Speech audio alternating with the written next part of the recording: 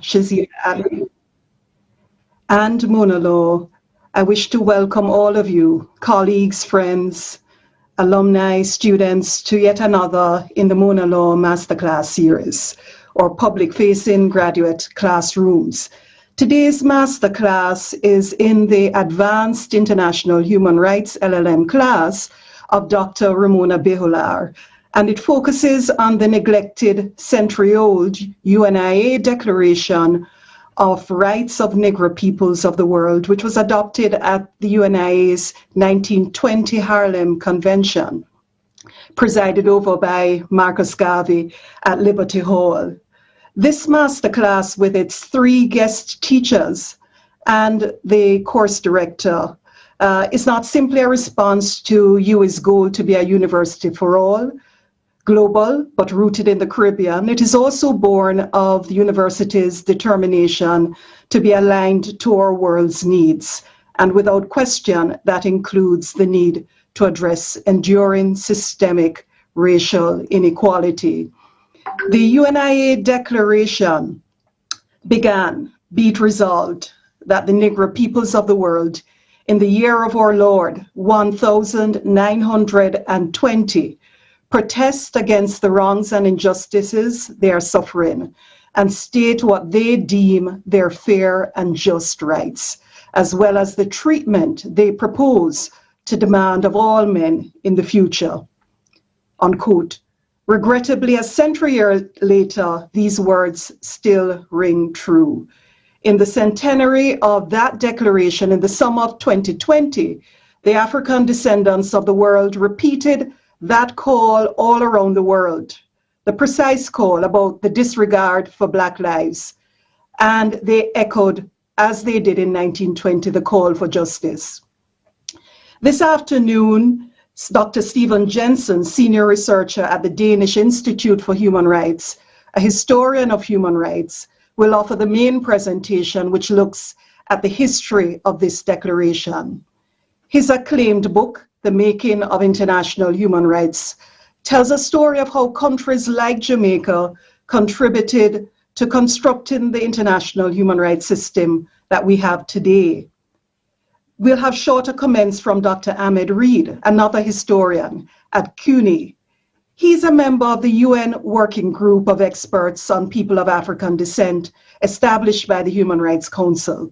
He will discuss reparation, justice, and development, Marcus Garvey, and the UN decade, the United Nations International Decade for People of African Descent. Following him will be brief comments from the Jamaican human rights lawyer, Casey Mordecai. She's a staff attorney, senior staff attorney at the Robert F. Kennedy Human Rights based in Washington, D.C., and she has been working for years on behalf of Haitians and persons of Haitian descent who have often, despite their membership in the Caribbean community, been deprived of the right to have rights in our own region. And the title of her presentation is The Color of Nationality, Anti-Haitianism in the Caribbean. And then finally, we'll have the course director, Ramona Behular, offering her comments, reading the declaration in light of the recent Virgo case, dealing with a Black child with locks who wasn't Rastafari, but as one would expect, wanted to keep her hair in locks for primary school and encountered a challenge. Ramona has not only been teaching international human rights law in the Faculty of Law, both at the graduate and undergraduate level for years, she's also been training state officials and civil society leaders across the region on reporting human rights through human rights treaty bodies and the Human Rights Council in the Universal Periodic Review processes. Before turning over to Stephen, I want to recognize all the graduate and undergraduate students who are both in the classroom and watching on YouTube, as well as all of you who have joined us. Let me also recognize some special guests in the classroom. Senator the Honorable Tom Tavares Finson, President of the Senate, the Commissioner, former President of the Inter-American Commission on Human Rights, Margaret May Macaulay, who is the Rapporteur on the rights of persons of African descent and against racism in the Inter-American system. Stephen Golden, the President of the UNIA in Jamaica, and a number of human rights activists and longtime defenders of human rights are also here. Welcome to all of you. Thank you for joining us today. And let me hand over to Ramona for a second to tell you about sending questions to us during the session before moving to Stephen. Ramona? Thank you, Tracy. And I wanted to join you by welcoming everybody, fellow panelists and especially invited guests, LLM students, colleagues on both Zoom and on YouTube to this masterclass in the LLM course, Advanced International Human Rights Law. Very happy to have you joined us. for what promises to be an insightful discussion about an important but neglected human rights document, the UNIAACL Declaration. So just briefly, some housekeeping points. If you have comments or questions, please place them in the Zoom or YouTube chat. So my co-moderator and I will monitor them, and at the time of the Q&A, we'll pose them to the panelists. Tracy, over to you. Thank you, Ramona. I'll hand over straight to Stephen Jensen to tell us about the history of this important declaration. Stephen, the floor is yours. Good evening, everyone from Copenhagen, and greetings. And thank you very much to Tracy, Ramona, Andrew, and Ishmael for organizing this and making it happen. It's a pleasure to have the opportunity to speak to you, and I'm grateful that the law school has a continued interest in my research, and I'm happy I have the chance to present to you even with the restrictions of our current times. So I will be speaking and give some historical perspective on the 1920 Declaration, and I have split my presentation in 4 themes. First, I'll try and explore why we should study the 1920 Declaration. Then I'll provide some historical context to in which the 1920 Declaration was drafted.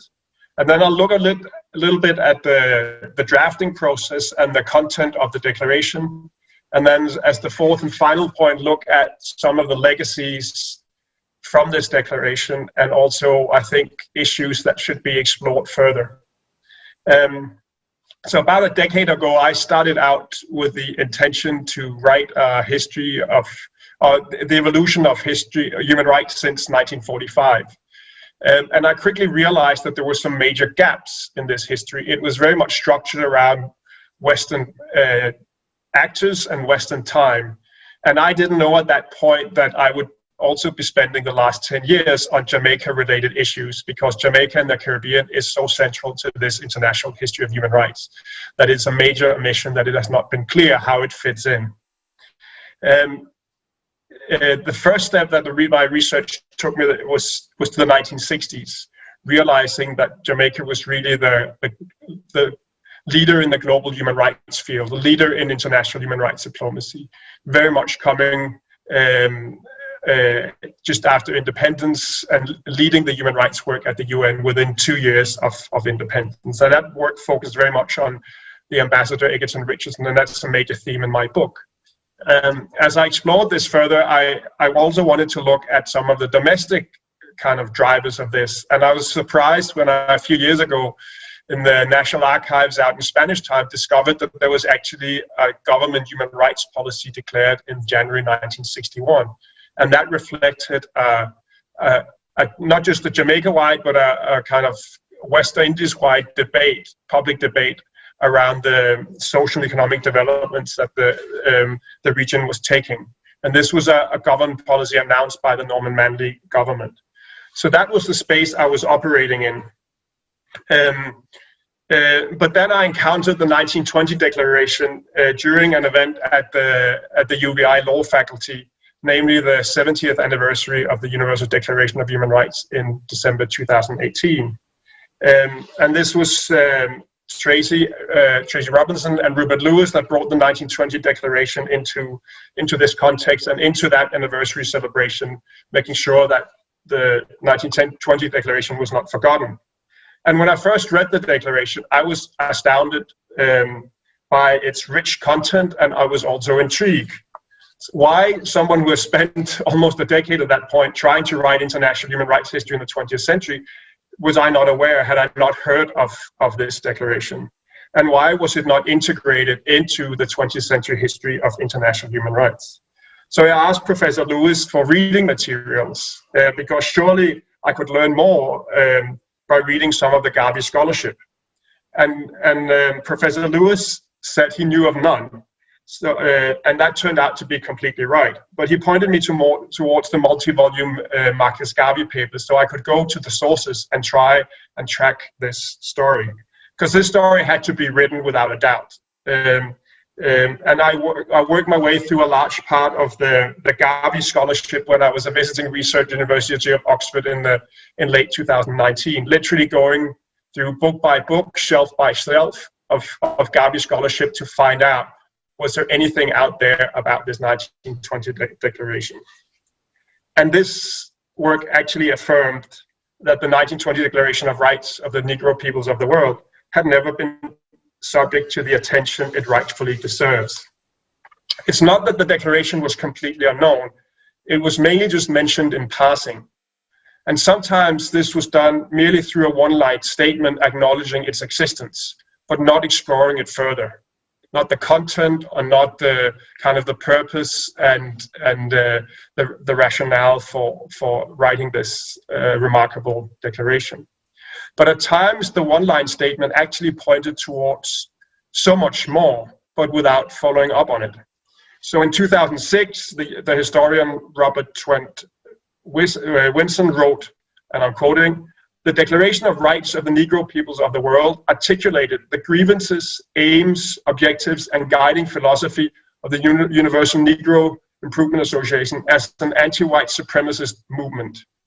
And one scholar observed in 1991 about the declaration, "The fact that these issues are still relevant is testimony to the substantive basis of the issues discussed during the first UNI convention in 1920, end quote. And in referring to the 1920 declaration, Rupert Lewis once wrote, and I'm quoting, "Gaviism should be assessed in relation to its adherence to this democratically determined document." And so my own position very soon became clear.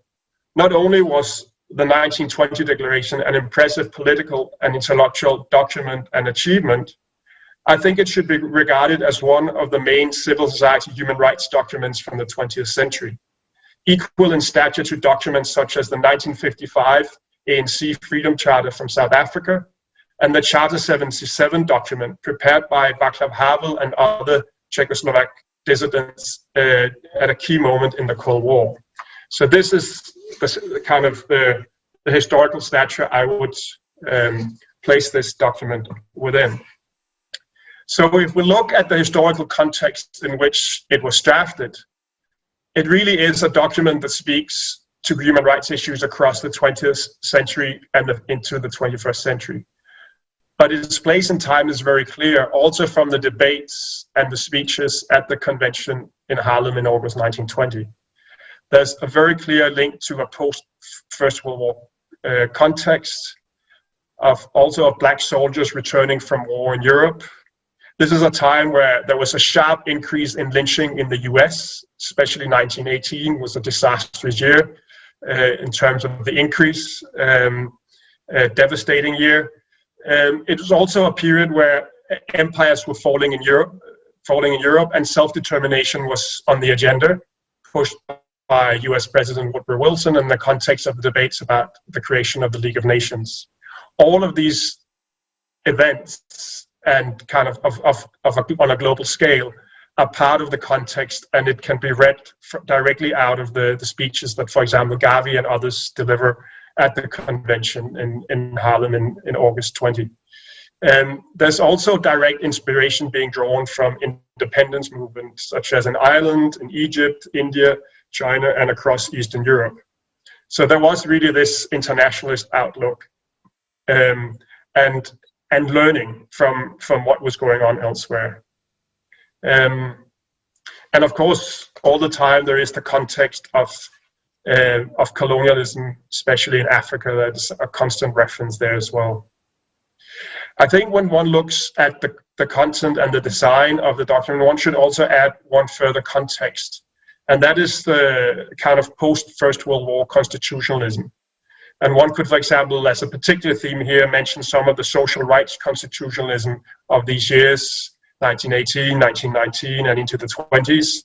For example, the Weimar Constitution in Germany, the Mexican Constitution, and its experimenting with social rights, and also some of the Irish constitutional debates, which are after the 1920 Declaration, but can be seen in context. And I think comparison to the articles and what comes in this context, the 1920 Declaration, the UNI Declaration, holds up as also for its kind of quality in its drafting and its completeness and the type of issues that are addressed very directly. And I think the core reason for this quality and directing these issues is it's a very experience-based declaration of rights. It's not just a normative frame of thinking through legal principles. It's also the participants who spoke about their experiences from the different parts of the world that they came from. And those experiences are reflected in the articulation of the types of discrimination and the type of rights issues that are reflected in the declaration. And that makes it a really powerful document, also because it's so comprehensive what is captured. So as Garvey said at a speech at the annual convention, and I'm quoting him here, "We want this convention to clearly understand the universal Negro situation. We can only understand it when the representative from Georgia tells of the real conditions in Georgia, when the representative from Mississippi tells of the real conditions in Mississippi, when the representative from Basutoland or any other part of Africa tells of the real conditions in Africa, and so with the various islands of the West Indies and South and Central America," end quote. So this is where this experienced part comes in. They spent the first 1 to 2 weeks before they start drafting, really sharing experiences from, cities around the US, from different islands in the Caribbean, and also from Africa and places, especially in Central America as well. And this was a big event. On the second day, they could fill Madison Square Garden in Manhattan, and that would be numbering between 20 and 25,000 people that attended this special service or this special event during one of the days. And the opening event had about 12,000 people in Liberty Hall. So it was a big political and cultural event in Harlem during the month in August, and also generate a lot of media interest, and also from FBI and J. Edgar Hoover, who was already at this point breathing down the neck of Marcus Garvey and making life very difficult. So what is striking is that it contains a whole range of human rights across civil, political, economic, social, and cultural rights, as well as issues of equal treatment, non-discrimination, and also reflects on the nature of citizenship and citizenship rights. And I really recommend everyone to go to the link and read it in full, because I can pick out certain paragraphs, but I think this is also a document that deserves to be seen in full. The way the preamble with 12 articles, and then the kind of the main part with 54 articles, really is a comprehensive statement on these issues, and the way it's composed, even though there are some articles that are a little bit surprising. How does this fit into a Declaration of Rights? It's really quite a remarkable achievement that they did in less than 2 weeks, considering that also the UDHR, which of course had many states, it took 2 years to kind of draft that type of document. I think it's pretty impressive the way they reflected issues around torture, equality before the law, political representation, the right to work, the right to health, the right to education, and many other issues. And I think I mentioned that I did a lot of the early research of trying to stake out what was the Garvey Scholarship in late 2019 when I was in Oxford. But I did also a lot of the research and writing on this after I came home, and I think the context of writing up this piece really changed in the spring of 2020 and into the summer with the killing of George Floyd and the kind of Black Lives Matter protest around the world. The urgency of telling the story, of seeing how with such clarity a century before these issues were laid out in a large international rights declaration, was also kind of key in pushing that this story should be written.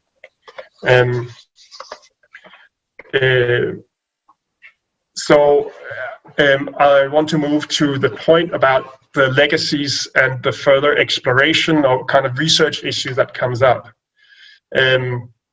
So I think this document helps us renew our understanding of the evolution of human rights and the Human Rights Project itself across the 20th century. So what is so striking is that the vision of the 1920 Declaration shows that well before the 48 Universal Declaration of Human Rights, the linking of the broad categories of rights, and that is economic, social, cultural, civil, political rights, was vital for political projects concerned with liberty, justice, equality, dignity, and non-discrimination. We need to reshape the 20th century chronologies. I think too often we've treated the UNIAACL, which is also a remarkable document and of course has had profound importance, but we too often narrate the story as the UNIAACL in 48 as the origin story of international human rights in the 20th century. And I think the 1920 Declaration is one of the sources that points us that in some ways the UNIAACL is also a continuity and a culmination of struggles that goes well before. And it highlights also the centrality of economic social rights, which are rights areas that have struggled for kind of support and legitimacy in that post-48 era. So I think the clarity on the declaration on these issues is quite profound. I think there's also more work to be done on or further historical exploration of the effect or impacts of the movement itself, the UNIA, and the 1920 Declaration. So one of the things I learned when I was doing this was from a Portuguese colleague, a historian of colonialism, who's written quite a bit on Angola and Mozambique. And he had looked at sources from the League of Nations in the 1920s.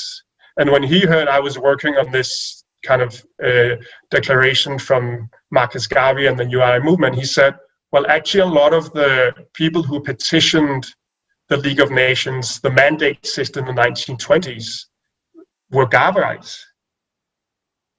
And this I had never heard of before, that one can potentially trace the significance of how petitioning became a legal technique in the international system in the 20th century, in international law and especially international human rights law, that there is kind of a shaping influence of some of the early petitioners in the 1920s who happened to be kind of having been mobilized into the movement and would be labeled as Garveyites.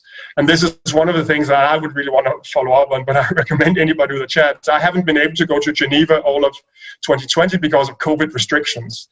But I think this is one of the ways we can prove that this forgotten and neglected document might have had a more profound significance in ways of just beyond just articulating kind of this rights framework, but actually in shaping how international organization developed in the 20th century. And there's some really interesting new scholarship out on the significance of the League of Nations, because it's often been seen as an organization that failed and couldn't stop the Second World War.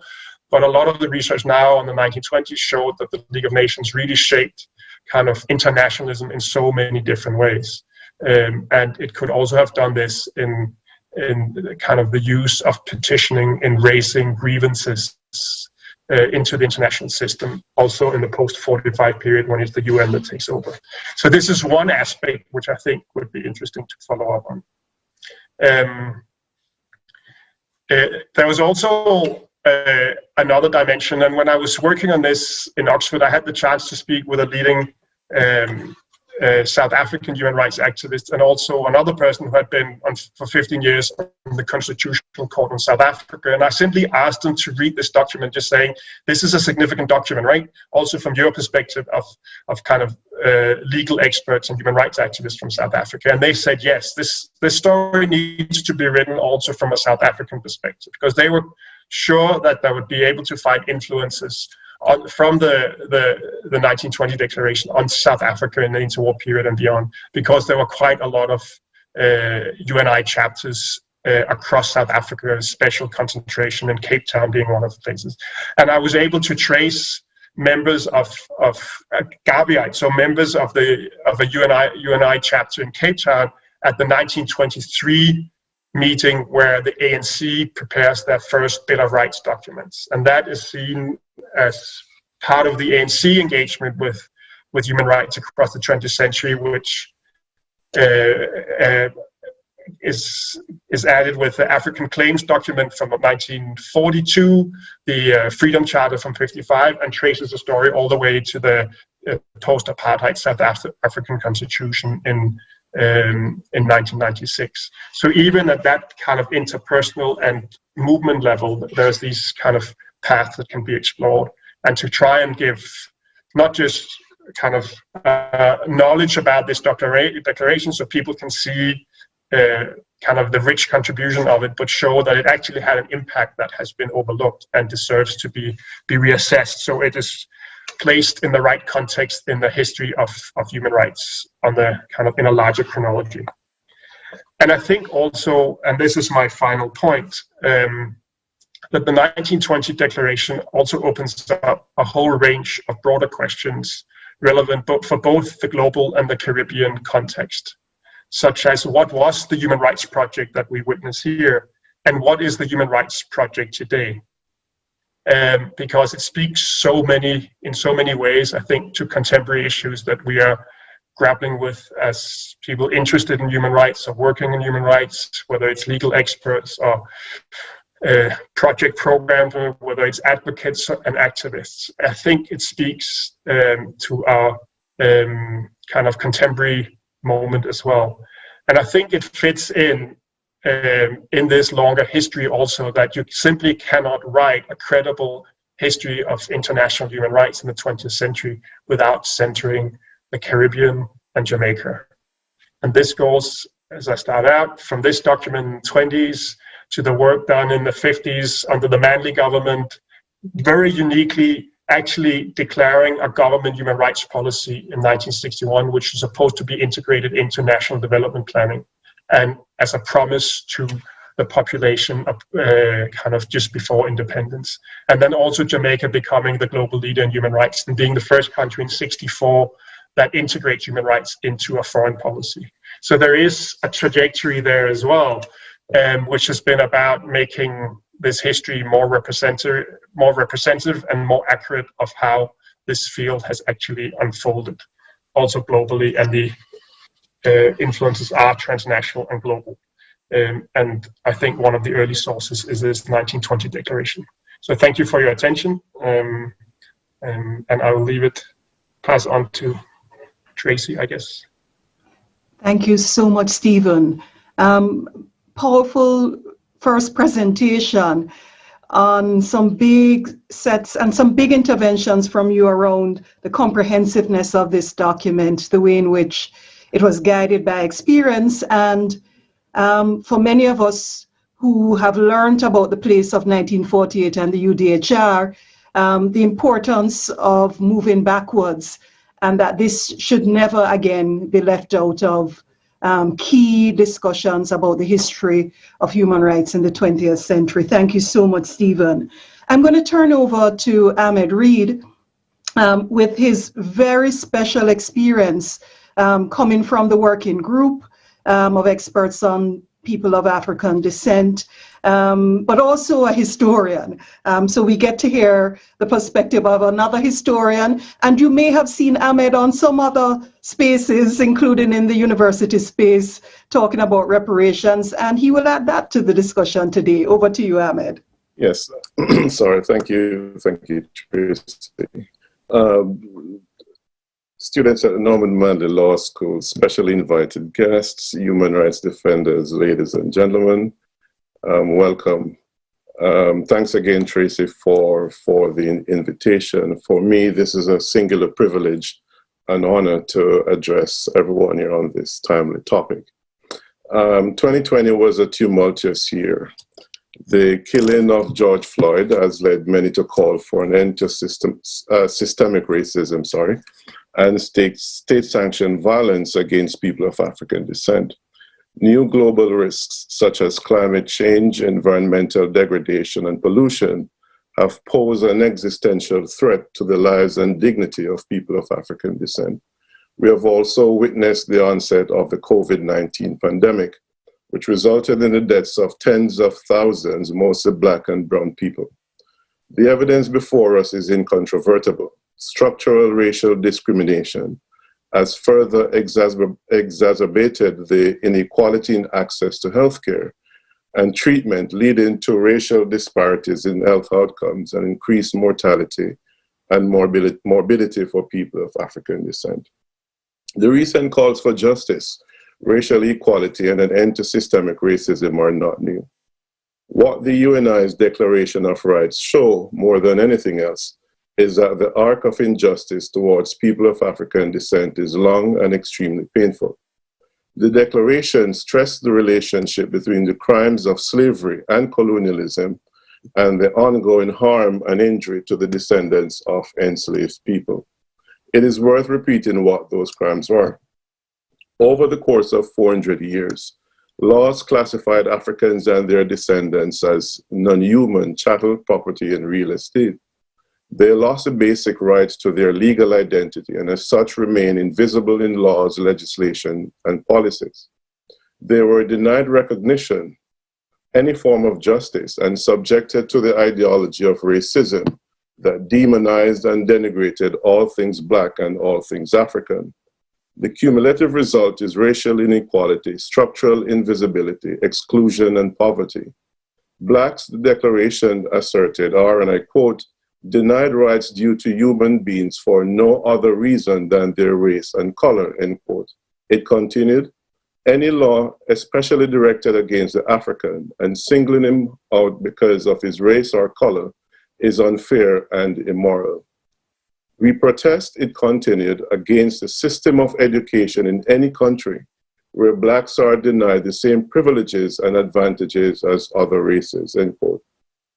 I could go on, but as a member of the United Nations Working Group of experts on people of African descent that study and report to the Human Rights Council and the General Assembly on the human rights situation of people of African descent, the issues raised in the Declaration brims with familiarity. It is not far-fetched when I say that today, millions across the diaspora are asking the question posed by Ta-Nehisi Coates in Between the World and Me, how is it possible to live in a Black body? The absence of the Declaration of Rights in general histories of human rights is revealing. In 2018, we celebrated the 70th anniversary of the Universal Declaration of Human Rights, UDHR. But the 100th anniversary of this transformational document has largely gone unnoticed. But more importantly, how many here today can honestly say that they have read the Declaration of Rights? So what does this historical silence tell us? The Declaration was bold in its articulation of fundamental rights that were previously denied and which are still denied people of African descent. It stated that people of African descent are entitled to the equal rights of life, liberty, and the pursuit of happiness, and the right to even-handed justice. Put differently, it expressed that people of African descent have the right to the full enjoyment as a collective or as individuals of all human rights and fundamental freedoms. The call for even-handed justice was a call to end impunity.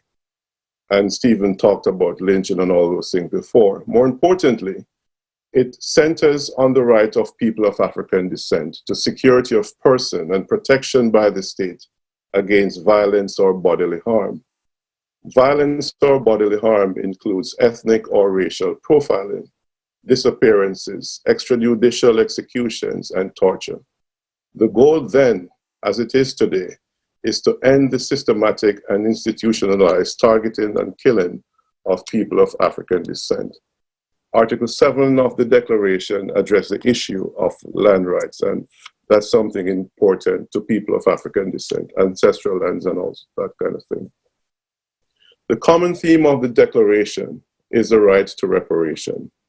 The preamble framed it best. This was, and I quote, against the wrongs and injustices they are suffering, wrongs and injustices that were unrepaired in 1920, wrongs and injustices that we are experiencing 100 years later, and wrongs and injustices that literally and figuratively have disfigured Caribbean people. The call for redress, reparation, was a reminder, especially to those who perpetrated these indignities on our ancestors and beneficiaries, many of whom are alive today, that we must address them through reparatory justice. Many of you have read the results of the research from the University of London, where they have showed that the 20 million pounds that were paid to enslavers amounted to $17 billion today. And most of that money stayed in England and was reinvested in palatial homes and in institutions. We also know that British banks such as Lloyds, Barclays, Royal Bank of Scotland, the Bank of England, and the now defunct Barings all had links to the exploitation of black bodies in Jamaica and the Caribbean. The act that should have emancipated enslaved people further solidified the racist interpretation of Africans and their descendants as property. No accompanying legislation was passed in 1833 to compensate the 850,000 enslaved people who suffered the trauma and humiliation of their enslavement. Many had high hopes and expectations of freedom. They had imagined a Caribbean society built on justice and equity, and one that would grant their children and grandchildren opportunities they were denied. What investments did enslaved people from Jamaica and other Caribbean territories make to realize their hopes and expectations, and more importantly, to secure a future for their offspring? We all know the answers to these rhetorical questions. And this is why the Declaration of Rights, as well as the reparatory justice movement, is framed within the discourse of development.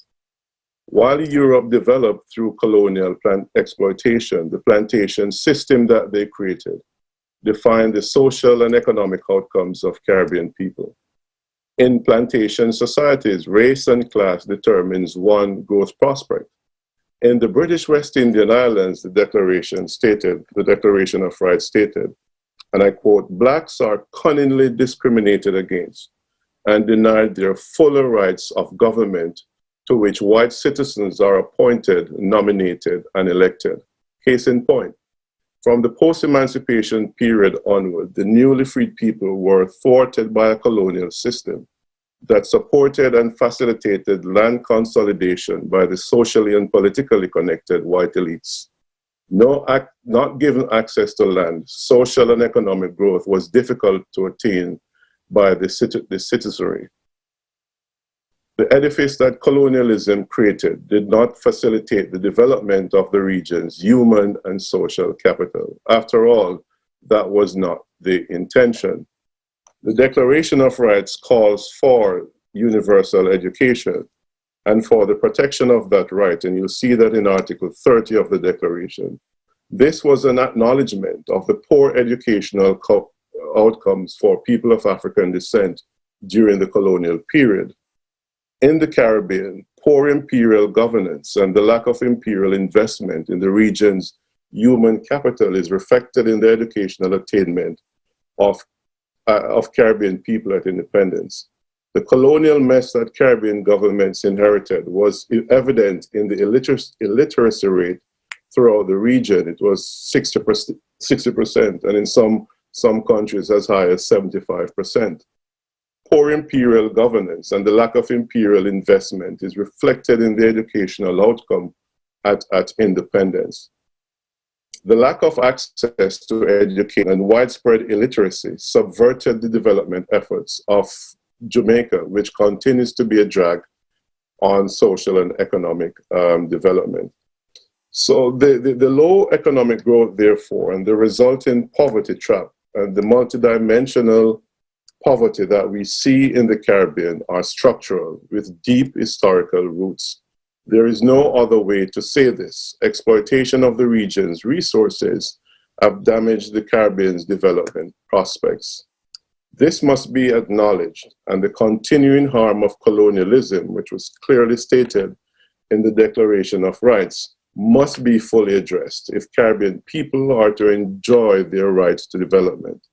It is for this reason that CARICOM's 10-point plan for reparatory justice, which is aimed at repairing the harmful damages caused by European colonialism, and we can talk about that later on.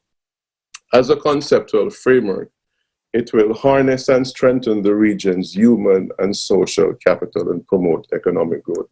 And just in closing, I'll just say that 2015 to 24 is designated by the UN as the International Decade for People of African Descent.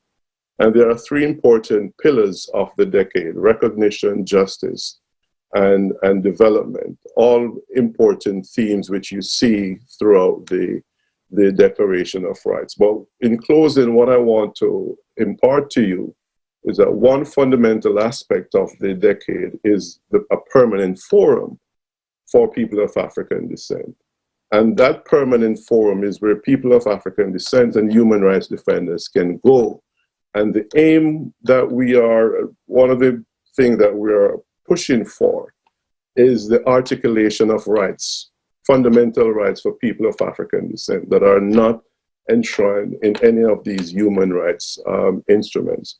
And there, some of the rights that are articulated in the Declaration of Rights, reparations, the right to land, are some of the rights that we think it's important. So for those human rights defenders here, civil society, as we move forward, we ask you to encourage your government, your member state, to support the creation of this permanent forum so we can carry through the vision of Marcus Garvey and the people who were there at the convention in 2020, the aims that they were pushing for in the creation of these fundamental rights. And I will close with what they said. They said, these rights we believe to be justly ours. I thank you very much. Thank you so much, Ahmed. The connection to reparatory justice and this declaration is an important one. The way in which you both outlined how the particular provisions in the declaration set the agenda for reparations. The close connection between your arguments and your ideas and those of Stephen relating to economic, social, and cultural rights being fundamental to addressing equality issues. Very important messages. Thank you so much, Ahmed. Can I turn over to Casey Mordecai, who has been working on issues relating to citizenship and nationality for persons of Haitian descent and migration issues relating to Haitians in, amongst other places, the Bahamas and the Dominican Republic, and positions these questions in the context of the Declaration and continuing systemic racism. Casey, over to you. Thank you, Tracy, and thank you to the Faculty of Law at Mona for inviting me to be part of this masterclass. I'm absolutely thrilled to be on this panel with my colleagues and to be bringing much more attention to the Declaration, which I'll admit I didn't know very much about before this talk. And it's great to be among so many friends and colleagues in the field and students who are excited about human rights. So as discussed by Drs. Jensen and Reed, the Declaration is remarkable, right? And it's ahead of its time. It includes provisions on liberty, justice, equality, and dignity, as well as specific calls to protect civil and political, economic, social, and cultural rights for people of African descent, which is astounding for its time. I couldn't help but think about the articles of the Declaration when I considered the work that I do alongside organizations working on the ground in the Caribbean to combat anti-Haitian discrimination.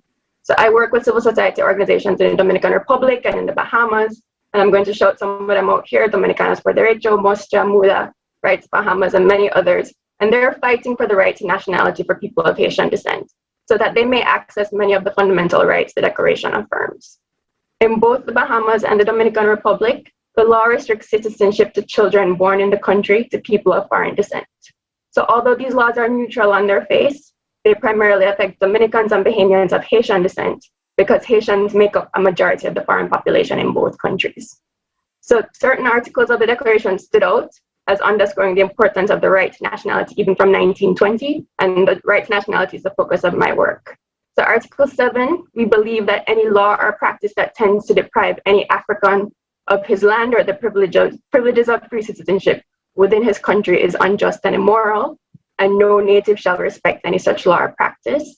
And then Article 41, we believe that any limited liberty which deprives one of the complete rights and prerogatives of full citizenship is a modified form of slavery. So as Steve and Ahmed discussed, the Declaration was written from a civil society advocacy and activist perspective in the colonialist Pan-Africanist context of 1921. But these concepts are still very relevant today, using the Dominican Republic and the Bahamas as key examples of the situation of Haitians in the Caribbean. So turning to the Dominican Republic first, the 1865 Dominican Constitution includes the right to jus soli citizenship or birthright citizenship. So that's what most of us are familiar with, that you're born in a country and you automatically get the nationality, the citizenship of that country. So in 1929, 9 years after the declaration, the Dominican Constitution is amended to exclude children born in the Dominican Republic to foreigners in transit, and I'm using that in quotes. And foreigners in transit means people temporarily in the country for less than 10 days. And so that provision is intended to target children of Haitian migrant workers who cross the border to work in the Dominican Republic, particularly in sugar production. So for the next few decades, the Dominican Republic in policy and practice consistently withholds Dominican identity documents from children who are born to foreigners in transit. And they continuously expand this definition of foreigners in transit. So in 2010, the Constitution is again amended to deny birthright citizenship to children born in the Dominican Republic to non-residents. And what do we mean by non-residents? The broad category. It includes migrants without documents and persons who cannot prove legal residency. So in 2013, the Constitutional Court of the Dominican Republic not only upholds this restriction of citizenship that's in the 2010 amendment, it applies it retroactively to every child born in the Dominican Republic to foreign parents since 1929. So I want to put that in context for people in a way that I think will resonate more. That's if the US decided today to take away citizenship born to anybody in the US born to foreign parents since 1937. And immediately overnight, they changed that law. So we're talking about hundreds of thousands of people, multiple generations of people who lose their Dominican citizenship overnight. It affects their ability to get identity cards, their ability to vote, find formal employment, apply for health insurance, receive state services. We talked a little bit earlier about COVID and the situation. Can you imagine if you don't have identity documents that allow you to access state aid, access the vaccine, access health services? It's exacerbating the situation of their vulnerability. So briefly considering the Bahamas, because I'm aware of time, but I also want to highlight the English-speaking Caribbean. So it's a similar situation. The Bahamian Constitution does not automatically grant Bahamian citizenship at birth to children born to foreign parents. Children born in the Bahamas to foreign parents have the right to apply for citizenship. So not the right to citizenship, but the right to apply for citizenship when they turn 18. And that process can take years. And what's interesting to note for both countries is that the Haitian Constitution does not immediately grant Haitian citizenship to children born to Haitian citizens outside of Haiti. So what that means is that if you're a child born to Haitian parents outside of Haiti and you don't inherit that citizenship automatically of the other country, you're effectively stateless until you get that other citizenship. And similar to what's happening in the Dominican Republic, in the Bahamas, Bahamians of Haitian descent also face issues with their identity documents for employment, bank accounts, tertiary education, and the vulnerability to expulsion and deportation. So going back to the declaration, it's clear that the situation that I described does not comply with all of the provisions that Stephen and Ahmed laid out so nicely. So the discrimination of people of Haitian descent, though, in the Caribbean is not only due to race, right? Though race is a critical factor. I'm sure that a lot of you are asking yourself the question, it's a common question. How can it be racial discrimination when both parties are of the same race, right? So the declaration, the way that it is written, considers a clear distinction between Black men and white men. It says, we the Negro people of the world, their reference is to an alien race. And I think it's a very interesting parallel to Haitians in the Caribbean. I also sort of wanted to talk about gender in this, but it being marked, but I don't think we'll have time for that. UN experts on minority and race issues described in a 2008 report in the Dominican Republic that the issue of racism is, I'm quoting here, almost invisible in certain parts of society, and in particular amongst elites who vehemently deny the possibility of the existence of such a phenomenon. The dominant perception amongst most Dominicans is that their mulatto skin tones distinguish them from darker skinned Dominicans and Haitians. The Inter-American Court has also noted the racial component anti-Haitian discrimination in the DR. They cited reports of racism against Haitians, not only on the strict basis of phenotypic traits that reveal African descent, but also on the basis of perceptions relating to the general aspects of those with dark skins. and that's from a 2014 decision. In a 2016 report that was done by a local organization in the Dominican Republic and my organization, RFK Human Rights, one of the victims explained to us, everybody who has a light skin color, it doesn't matter. When they go to the official registry, they don't pay them any mind. If someone has white skin, they could be Haitian, but nobody pays them any mind. But if that person walks in and they have a dark colored skin, everybody thinks that they're Haitian. So I'm not an academic or historical expert on Haitian-Dominican relationships, but the UN experts and others have recognized that this invisibility of racism can be the consequence of several factors, from slavery and colonization until the present day, that's across the region, but also the occupation of the Dominican Republic by Haiti and the achievement of independence of the Dominican Republic from Haiti, and the lasting impact in Dominican society of those political relationships. This legacy remains today, and again, I'm quoting, it helps to perpetuate negative and racist perceptions of Blacks, including Black Dominicans, those of Haitian descent, and Haitians. The factors of race and skin color profoundly pervade Dominican society, and racial prejudice is an important dimension of anti-Haitianism. So how do these ongoing anti-Haitian policies and practices, how do we consider them in the current framework about racism and equality in the Caribbean? So our understanding of racial dynamics and the concept of discrimination has to consider factors of color, class, descent, and natural origin. Consider the definition of racial discrimination in the Convention on the Elimination of All Forms of Discrimination. The term racial discrimination shall mean any distinction, exclusion, restriction, or preference based on race, color, descent, or national or ethnic origin, which has the perfect purpose or effect of nullifying or impairing the recognition, enjoyment, or exercise on an equal footing of human rights and fundamental freedoms. There's a clear shift to consider issues of racial discrimination amongst groups of the same race. And so this holistic perspective of race, I think it's summed up well in the article by the UN Special Rapporteur on Contemporary Forms of Racism, in the article that was sent out to accompany today's class. It talks about substantive racial equality and figuring out who holds the power. She argues that we must prioritize a structural and intersectional approach to racial discrimination and inequality, and carefully consider the social, political, and economic meaning of race, especially when policies are neutral on their face. And that's the situation in both the Dominican Republic and the Bahamas. Those policies are intended to, and they achieve discrimination against a particular group on racial grounds. So to harness the full power and value of the Declaration, because I'm so excited to talk about these articles of the Declaration with the people that are still on the ground, trying to strive for a lot of these same ends, we have to keep the nuances about the concepts of race in mind and what the full dimension of race means. And I think that is really how we harness the true power of the instrument. I'll turn it back over to Tracy. Thank you so much, Casey. Many people joined in to hear you today. They were very interested in the discussion which you just presented, the invisibility of racism in the Caribbean, the incorrect presumption that racism is not an issue in African descendant-dominated countries like ours. Extremely valuable, Casey. Thank you so much. I know folks will have many follow-up questions. Margaret May Macaulay, who is joining, has thought a lot about these, and she may join us in the comment section as well, But let me turn over to the course director, who has been thinking about these questions in a much broader context, Ramona Beholar, who is going to talk about a case which many of the Jamaicans who are listening know about. If you haven't heard about it, look in the YouTube chat and we'll provide some more information on the Virgo case. Over to you, Ramona. Thank you. Thank you very much, Tracy. And to briefly say first that I'm thrilled to have this special company discussing and understanding more the UNIAACL Declaration, Marcus Garvey's legacy. While a statement of intent, being a declaration, the UNIAACL Declaration stands as proof of a human rights vision, and my fellow panelists showed it clearly.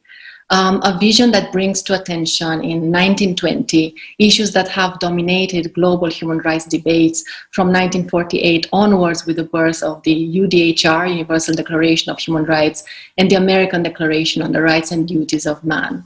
It can be said that the Declaration is a precursor to current international human rights documents. It covers the entire spectrum of civil, political, economic, social, and cultural rights premised on the fundamental principles of equality and non-discrimination.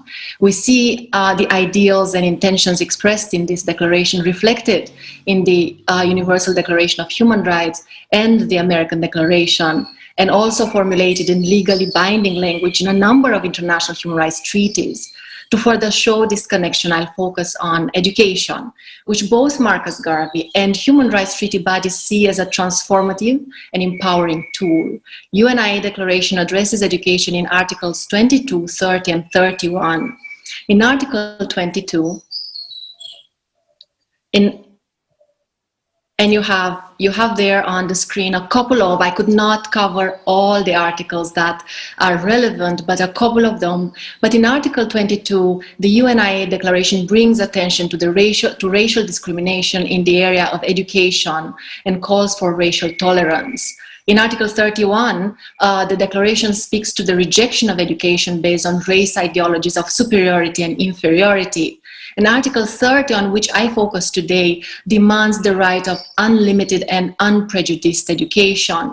Similarly, the current international human rights framework addresses the right to education in, and to name a few, Article 26, UDHR, Article 12, American Declaration, Article 5V, Convention on the Elimination of All Forms of Racial Discrimination, Article 13, Covenant on Economic, Social, and Cultural Rights, Article 29, Convention on the Rights of the Child, the UNESCO Convention Against Discrimination in Education.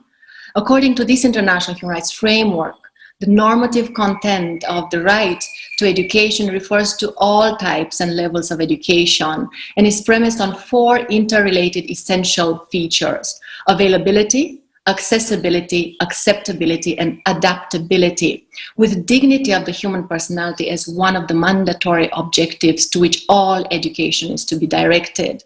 I focus on accessibility for this discussion, which mirrors the demand for unprejudiced education in the UNIAACL Declaration.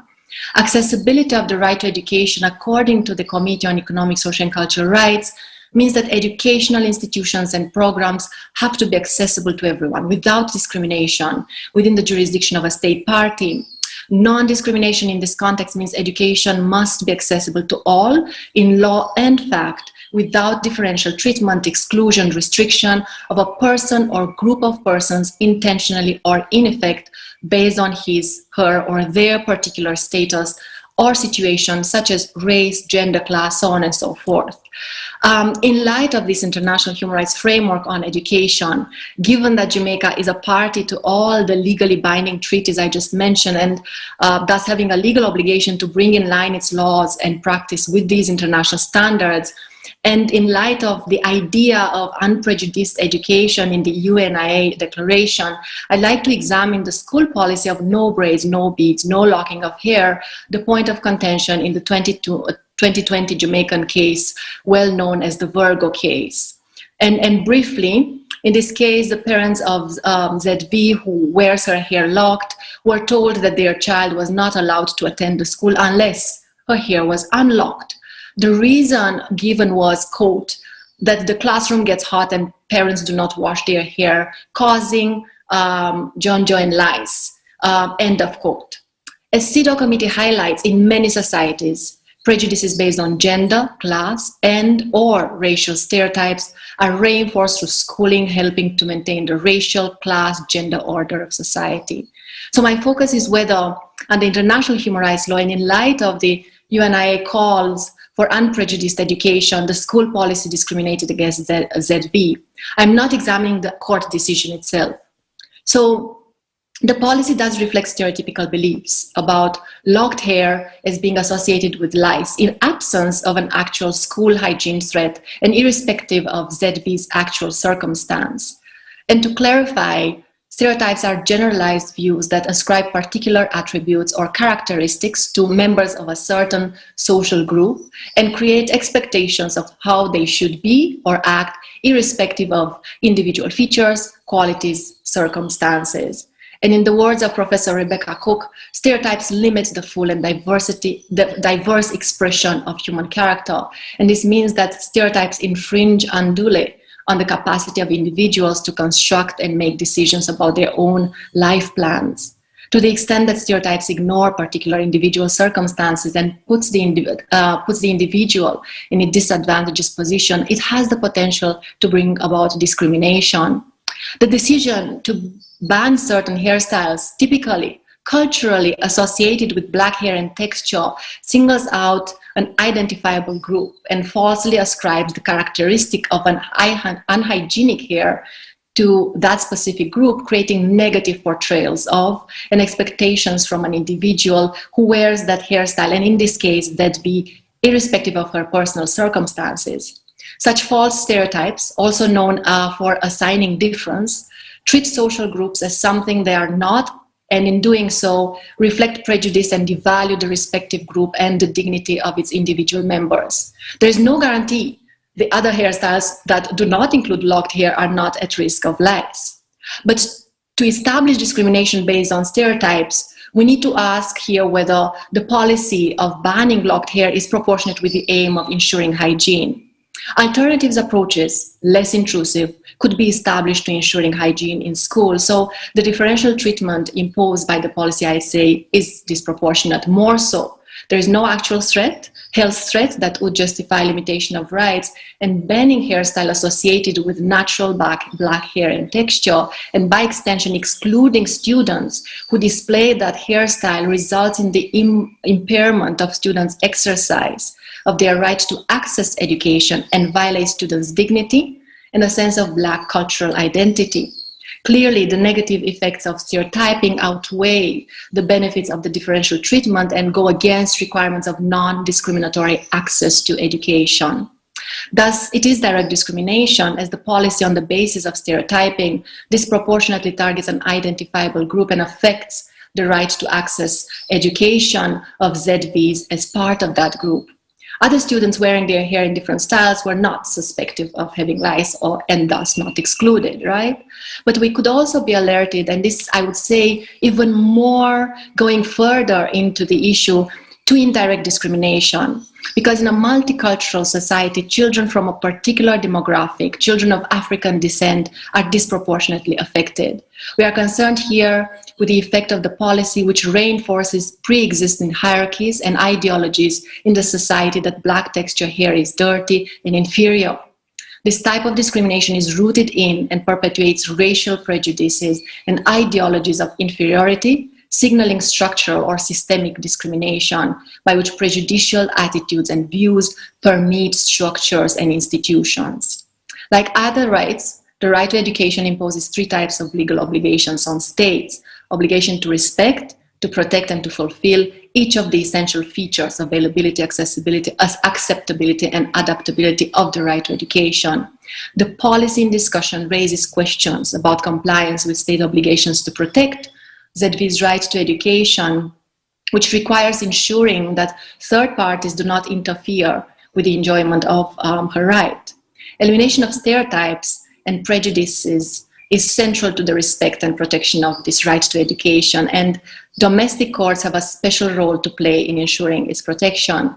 Courts must be expansive in their interpretation, and I would refer to the CEDAW case, Cristina Munoz Vargas versus Spain, where it says that courts must go beyond the obvious consequences of discriminatory acts and recognize the danger of ideology and norms that underpin such discriminatory acts. The policy goes against the Convention on the Elimination of Racial Discrimination, Articles 1, 4, 5, 7, and Covenant on Economic, Social, and Cultural Rights, Article 13, and the idea of unprejudiced education in the UNIAACL Declaration. And I'll conclude by saying that the court had the opportunity to interpret international human rights norms that Jamaica has committed to through ratification, and thus give meaning to its legally binding obligations under these treaties. Instead, the court has taken a limited approach, not adequately observing the human rights norms, but by extension, considering the significance of the UNIAACL Declaration as a ground for subsequent international human rights treaties, indirectly, this is a missed opportunity to uphold the Declaration's ideal of unlimited and unprejudiced education. And this signifies that the goal for available and accessible education, to which Marcus Garvey aspired to and expressed in the Declaration, is yet to be fully attained 100 years after, when a policy of no locking of hair is into place and can restrict a child's access to education of her choice.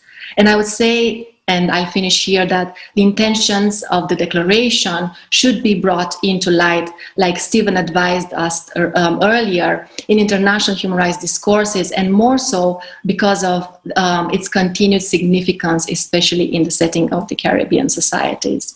Tracy, over to you. Thank you so much, Ramona. Unprejudiced education. Wished we cited that in the Virgo case, such a valuable way of connecting the question of race and education, and your important analysis of how stereotypes are part of the framework of racial discrimination, and linked to cases discussion about how racism remains relevant to all parts of the world in which the majority populations are of African descent. Thank you so much to all of you. Ramona is going to jump over to the moderating role. And I wanted to open up the floor. We have about 20 minutes until 4 o'clock Jamaica time. And I'm going to ask now for leave for about 5 to 10 extra minutes because I imagine our discussions may continue for about half an hour. I'm going to give the floor first to some of our guests in the room. And I'm going to start with the head of the UNIA in Jamaica, Stephen Goldin. And I'm just going to ask Margaret May McCall if she has a few observations after Stephen before we move on to another set of comments. And at some stage, we'll begin to ask the guest teachers their responses. But let's start with Stephen and Commissioner Macaulay. Mr. Goldin. Thank you, Tracy, and let me comment and congratulate everybody for their presentations. Couple comments, as I heard Mr. Jensen talk about how surprised he was to encounter this document. But I want to say that document was presented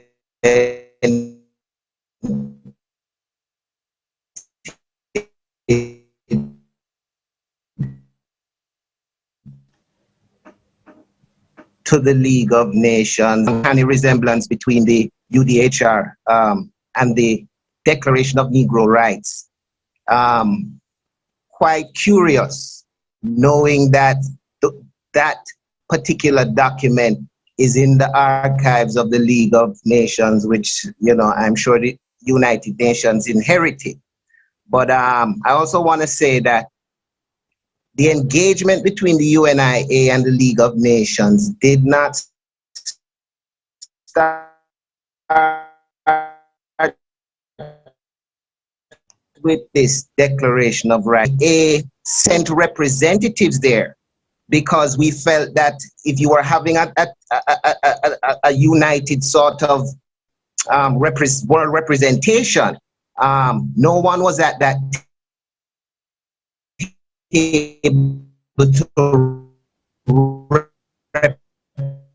Stephen, we're having trouble with your audio.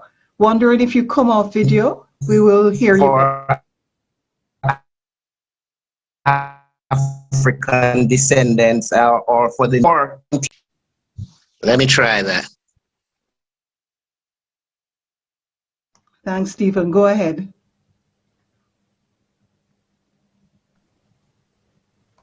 Better now? Much better, Stephen. Go ahead. Yes, so I just wanted to point out that in 1919, the UNIA, supported by the League of Darker Peoples. The League of Darker Peoples was a group of Africans in the United States, which included Adam Clayton Powell Sr.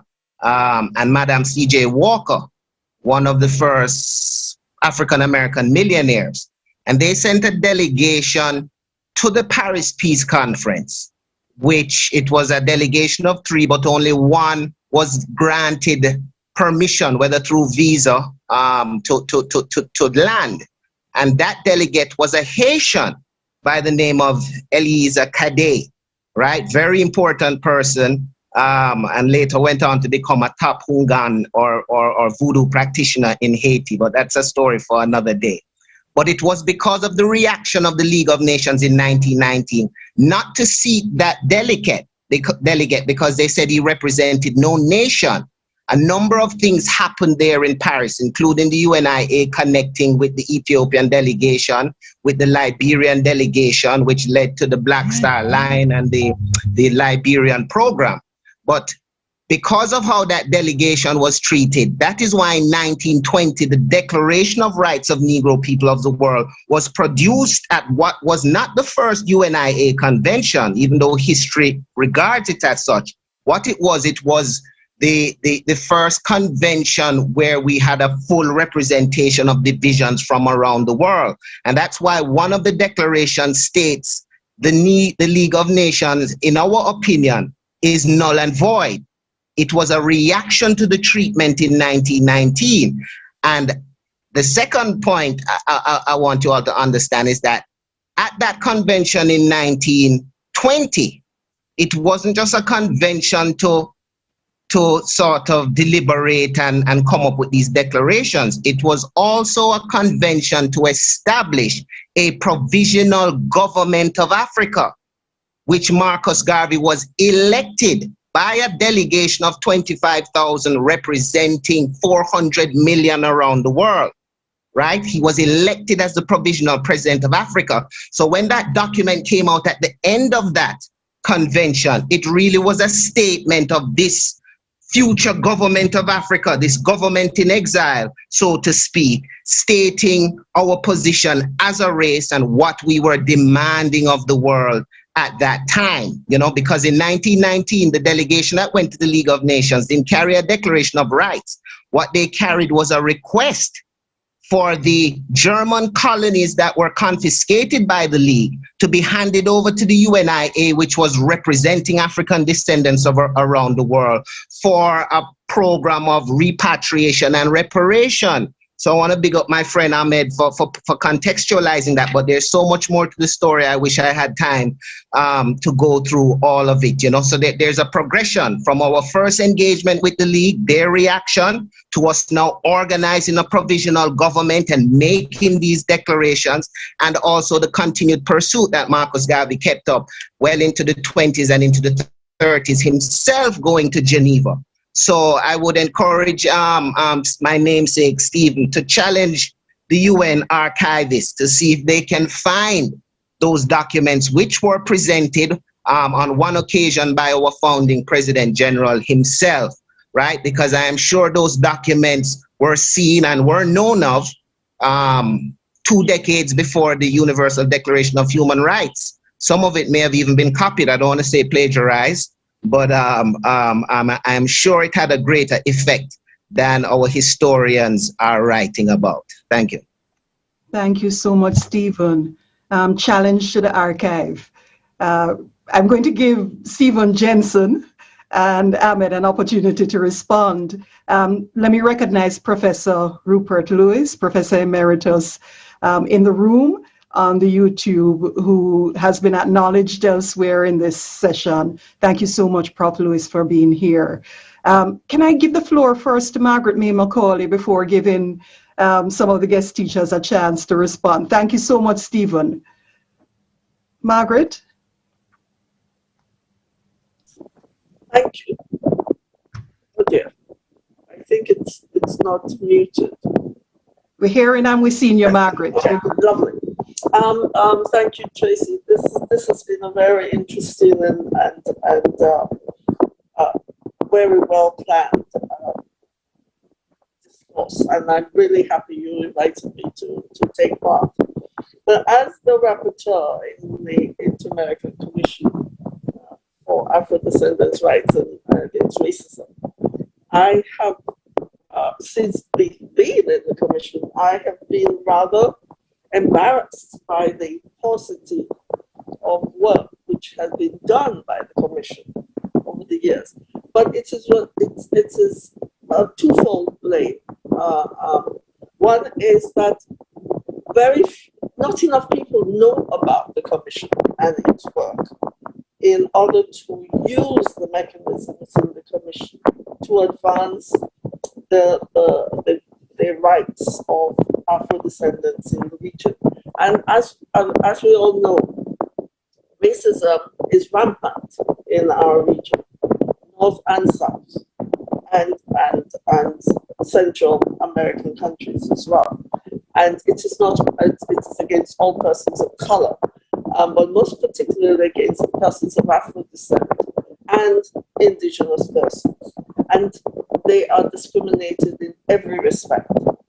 So it was with, I just have to mention this, that I thank Stephen for his talk, his mentioning the fact of Jamaica's involvement and adherence to human rights, and very early on, and continue.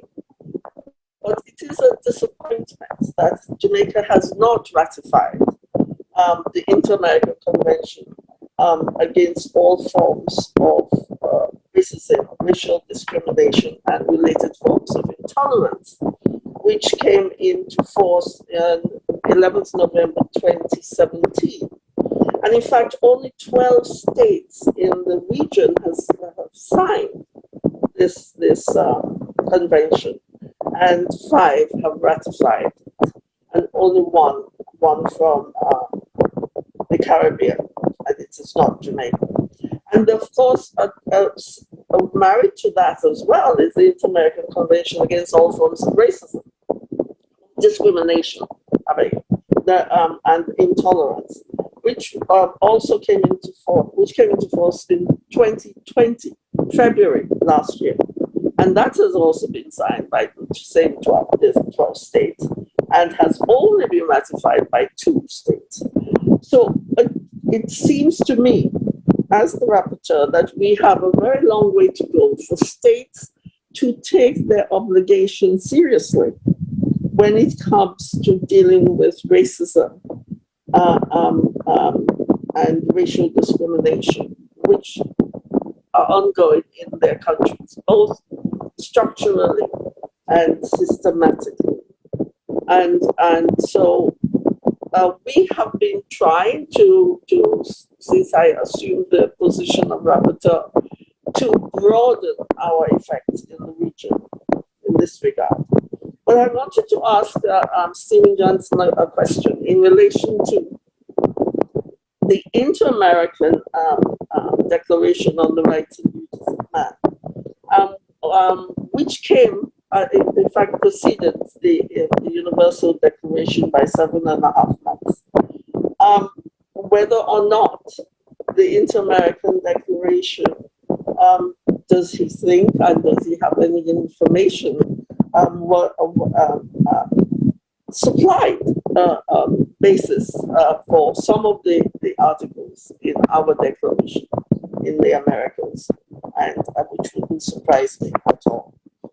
And I do wish we can have a further intervention of this kind again in the future, because it will assist us greatly in the Commission to learn more about the history of these issues and how they were dealt with within our region in the Caribbean. Can I say thank you again to all the speakers who are very superbly clear and interesting and informative. Thank you. Thank you so much. Ramona, a lot of questions from students, if you have noticed. So we've had a number of students who wish to ask questions, but maybe Ramona, before we take some of those questions, which you could perhaps share, we could ask the guest teachers if they want to briefly comment on hearing from the rapporteur in the Inter-American System, Commissioner Macaulay, as well as Stephen Golden's analysis and explanation of more of the history of this declaration. Could we perhaps take in the same order with Stephen Jensen first, briefly? Okay, I'll try to be brief. I couldn't hear all of Stephen's intervention, so I'll try and respond to what I can. I appreciate very much the additional perspective, because there were other things on the agenda and going on at the 1920 convention, but they do on several occasions say that the main ambition is to draft this declaration. That doesn't mean that the other things weren't central to the whole mobilization and the mobilization around this declaration. In terms of the international aspect, there is also an article in the declaration where they actually demand representation in international bodies. So that, of course, reflects that there was definitely issues going on about that relation to the League of Nations. In terms of the archives, the League of Nations archive is actually separate from the United Nations, even though they're both based in Geneva. And I'll definitely be willing to challenge the archivist there and look into what can find. I think it's really promising a lead if we can find out that those early petitioners to the mandate system were often Garveyites, because that shows really the outreach of this movement, and also how this movement reflected back to the kind of center of international organization politics in pushing their claims. And I would like to see how much that was done from the movement agenda and how much was specifically drawing on the declaration itself, because I want to see if we can enhance the importance of that declaration. I'm not a Garvey scholar, I'm not a UNI scholar, but I think I've addressed what is a gap in that scholarship by trying to elevate this declaration. That would be kind of my lead on this issue. I couldn't quite hear Margaret's question to me, but if it was whether there's parts of the 1920 declaration that influenced the later inter-American documents, I haven't linked that yet, and that's because I haven't been able to do the research beyond that. But I think it's an interesting question to pursue. What is also striking is how much actually human rights and constitutional rights thinking that took place in the interwar years. And really, it's a much larger discourse. I mean, there's a 500-page document compiled by the ILO in '44 about all of these kind of constitutional provisions that speak to social and economic rights in the post-45 era. So there's many strands going together there. So I can't say anything affirmative about the direct links, but it'd certainly be interesting to see how it shaped a regional discussion throughout the 20s and the 30s into the 40s. Thank you. Thank you. Ahmed, any thoughts, or Casey? Well, thank you. Just to thank Stephen Golden for his intervention. As like Stephen Jensen, I'm not a Garvey scholar, so the wider context that Golden presented was much appreciated, and it goes back to, I've read this Declaration of Rights quite a few times, and while Stephen was talking, I went back to Article 49, I think, which not only does the rights talk about the universality of education, but a particular type of education as well, and an education that is Afrocentric in its context. And I think that is something that we need in the Caribbean, and why we have always said we should make history mandatory, and the teaching of history, because a lot of us need to know this, and we need to know the larger context in which not only the Declaration but Garvey and his work. So I was just interested to hear what Stephen was saying, and so just again, thanks Stephen for that. Yeah, I would just take the same path and just say thank you, Stephen, for that, because one of the things that reading the Declaration does for me is thinking through how we can view a lot of these problems from a historical perspective about race and racial discrimination. That's not something that the Caribbean talks about a lot. And particularly for the inter-American system, I think there are ways that we can use this 1920 Declaration to reframe the conversation, not only as a historical one, but as a current one, because the connections are there. So thanks so much. Thanks so much. Ramona, can I hand over to you? This is a classroom, and it turns out many of the students in the classroom are very interested in asking questions. Over to you. Sure, thank you. Thank you, Tracy. And I think we have a couple of undergrad and graduate students wanting to ask some questions. And I will invite Ronaldo, who can take the floor to pose his questions to the panelists. Ronaldo, over to you. So we may need to unmute Ronaldo on our side. And while we're waiting on Ronaldo in a second, go ahead, Ronaldo. Yes, so Ronaldo is in second year doing Commonwealth Caribbean Human Rights. Go ahead, Ronaldo. Thank you, Ms. Robinson. Thank you, Dr. Biluha. So my question is spurred on by Dr. Jensen, but I believe any of the subsequent panelists could also offer insight if they feel to as well. So my question is, what do you think contributes to the continued relative obscurity of the Declaration? Is it an issue of relevance, or is it ignored by our human rights systems? And is there somehow a link to race? Thank you. Okay. Thank you, Ronaldo. And I would say we can take 2 more questions while the panelists prepare their answers. So this would be for Deandra, another undergraduate student, who is asking, the Caribbean has a dismissive attitude towards our own human rights issues, especially those tinted by color. How do you think bringing this declaration to the forefront of our education would promote transparency and accountability of our own human rights issue? And this is directed to Ms. Mordecai, but also the other fellow panelists can answer. And I will just ask one other question, and that would be for a graduate student, Christopher Orumba, who is saying that, well, I will just quote his comment and question. For how long can we Blacks, especially from Africa, continue to erode these human rights of our people, especially through orchestrated killings along the lines of ethnicity, religion, and culture? Even despite clear court's orders and awards of compensation against these blatant infringements, most African governments keep silence. And a suggestion that these breaches are masterminded by governments through their officials. And he's asking whether we are yet ready for a genuine pursuit of human rights. So let's hear some ideas about these in response to these questions. Anybody wishes to jump in?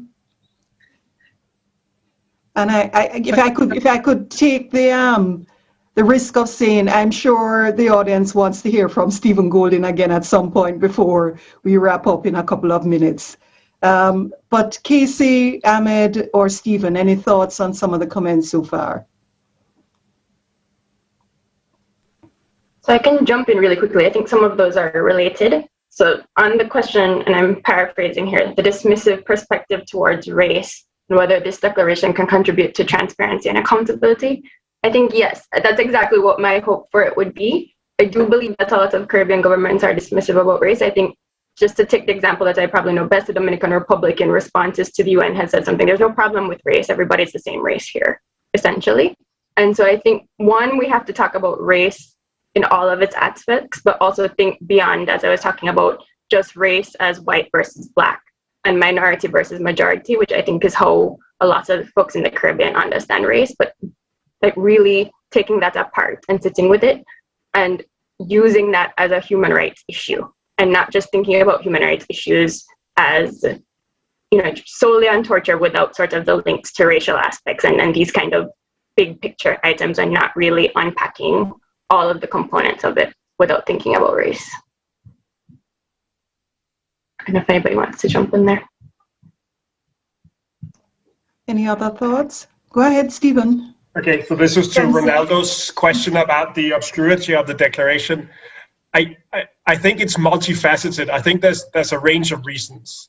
And I think one of the problems is, for decades, literally, we were reproducing narratives about human rights history around the 1940s and 70s, and always privileging kind of the Western narrative here.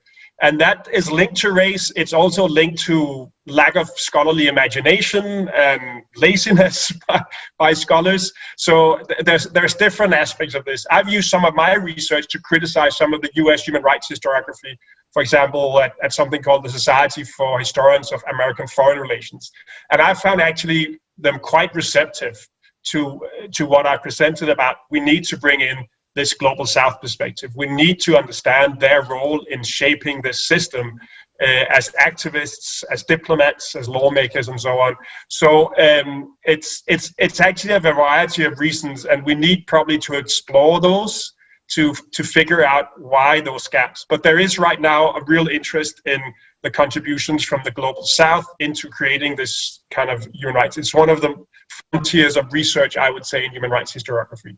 And then we also need to acknowledge the inequality in research funding to do these types of stories. It's much easier being an academic at a West European or US-based institution to do this. So we're struggling getting in the global South perspective.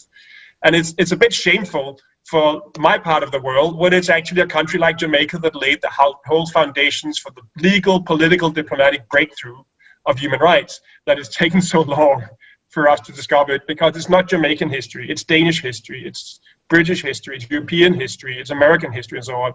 So there's something there as well we need to address of how we get these in more systematically, these perspectives in. And it's varied. Yes, it's linked to race. It's also linked to other reasons that we need to address. Thank you for your question.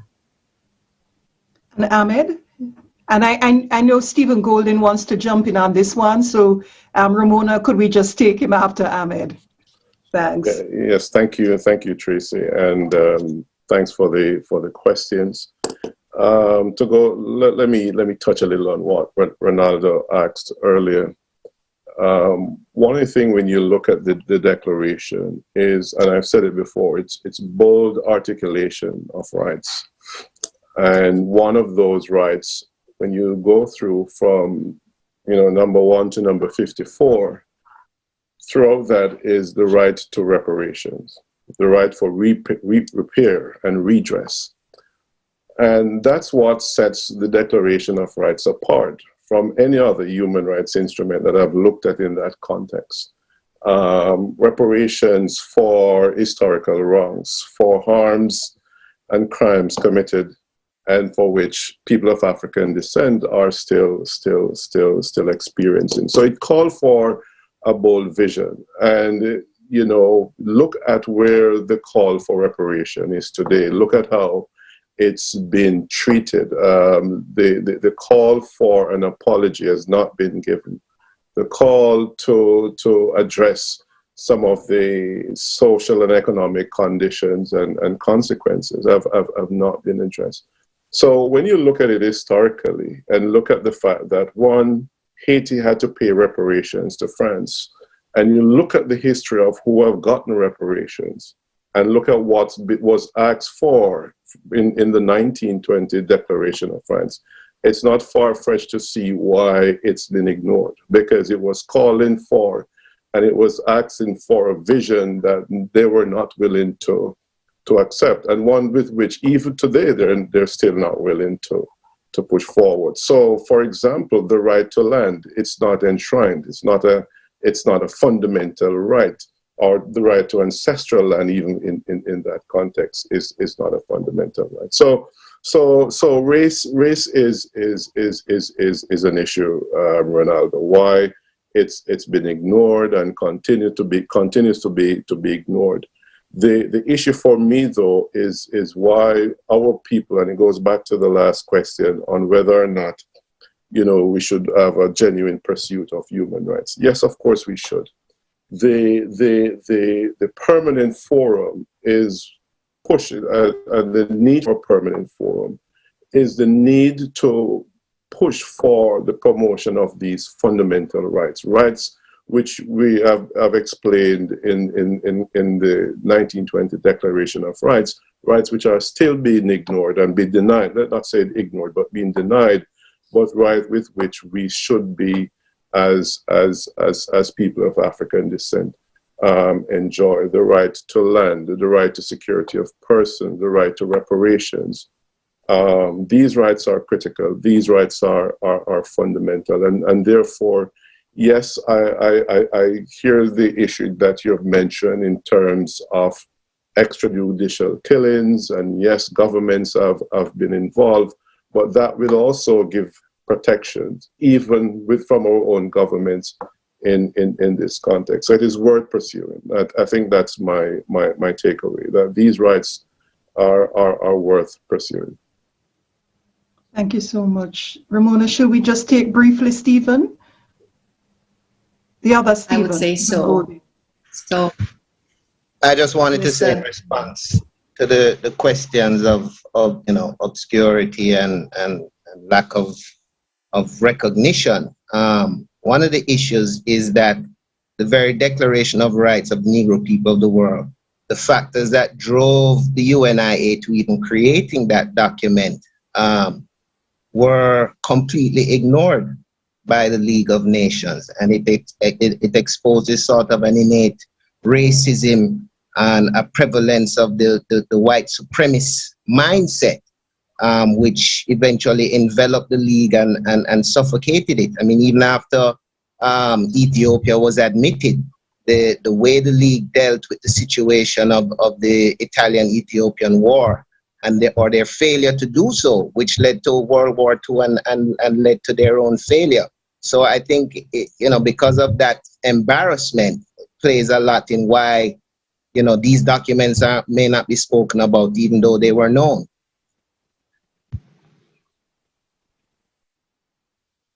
Thank you so much, Stephen. But can I just ask a question if to the other teachers and also to Stephen?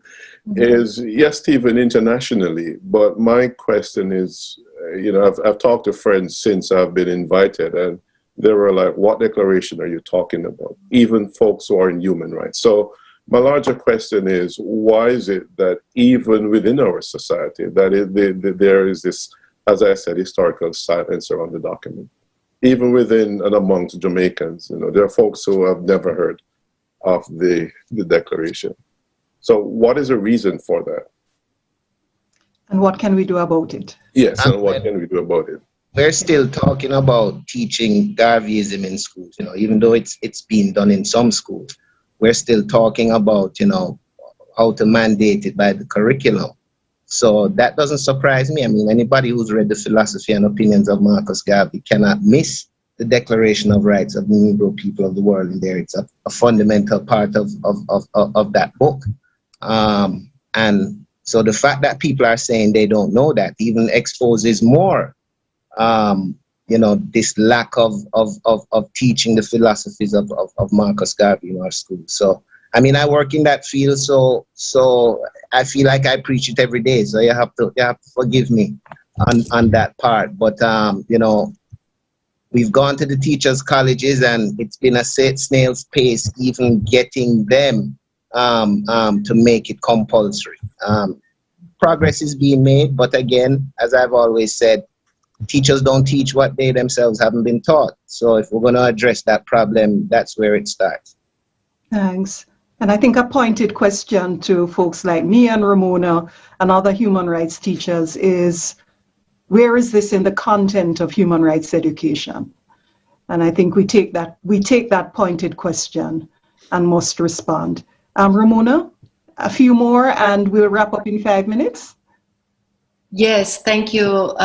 Thank you, Tracy. And there are 3 more questions that I want to pose to the panelists, but I just wanted to also make a comment because on the marginalization of certain voices in international human rights discourses. So what I also noticed in my work and research that, and especially looking at the UNIA declaration, that a number of other voices are marginalized in international human rights discourse. So there is the right to development, which is a particular right controversial and much debated in the international arena, which is very clear on the African continent for the African Commission.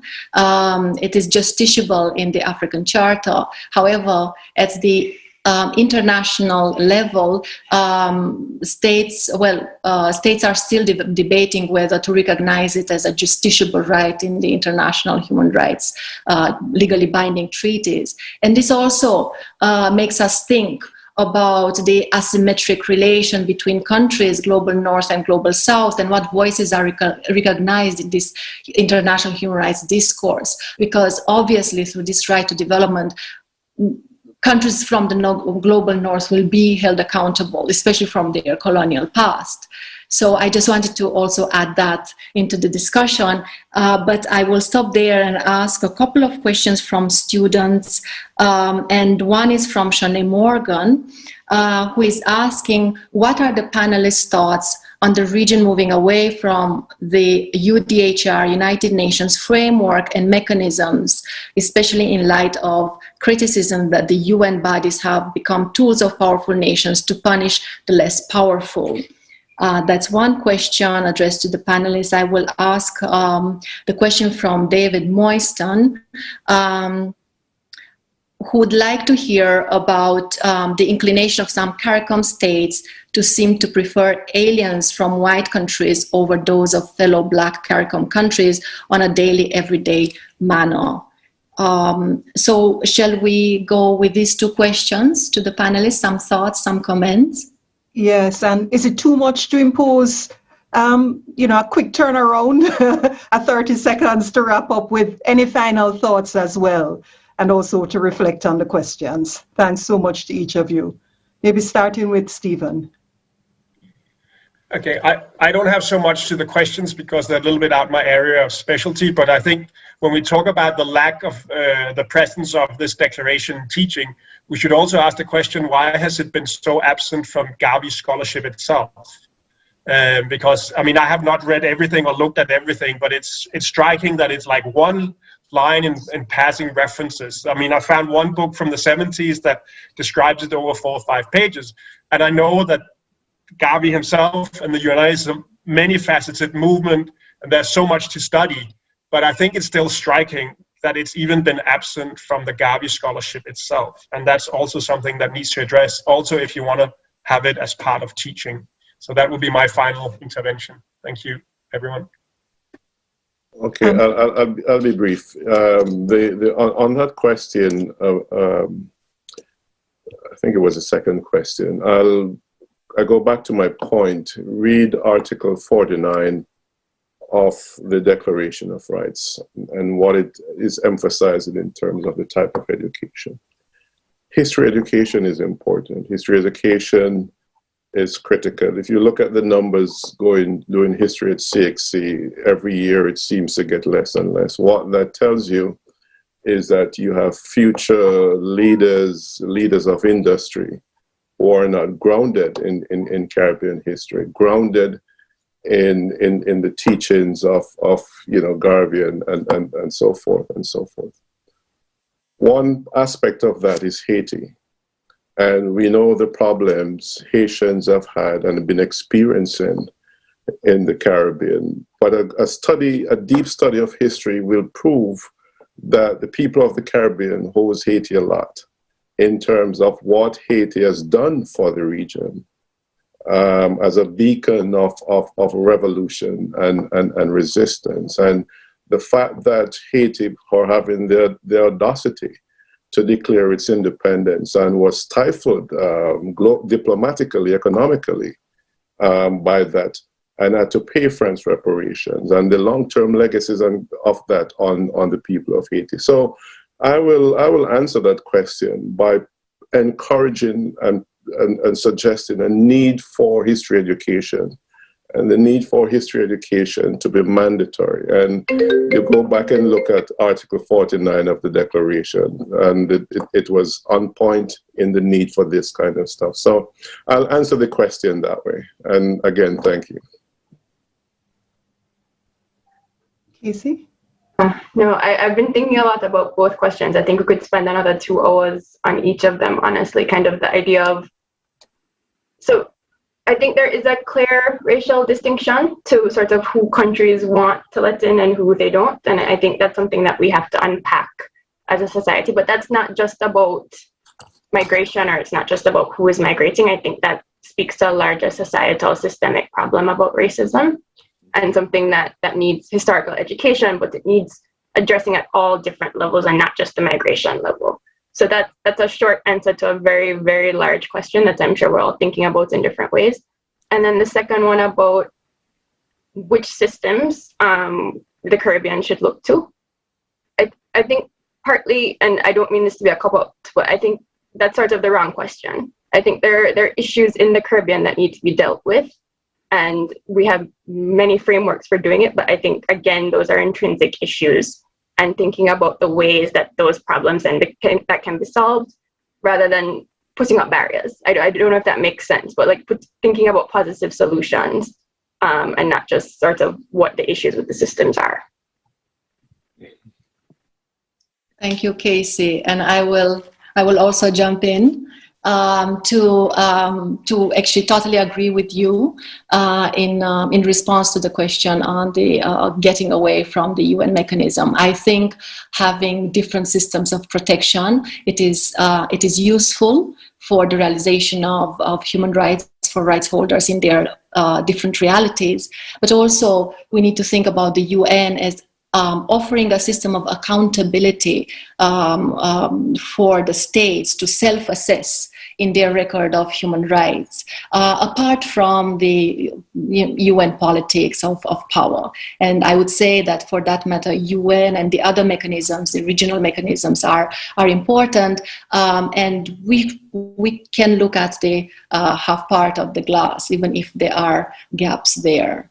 So I would not take more of the time. So we just have to say thank you to everybody. It's right.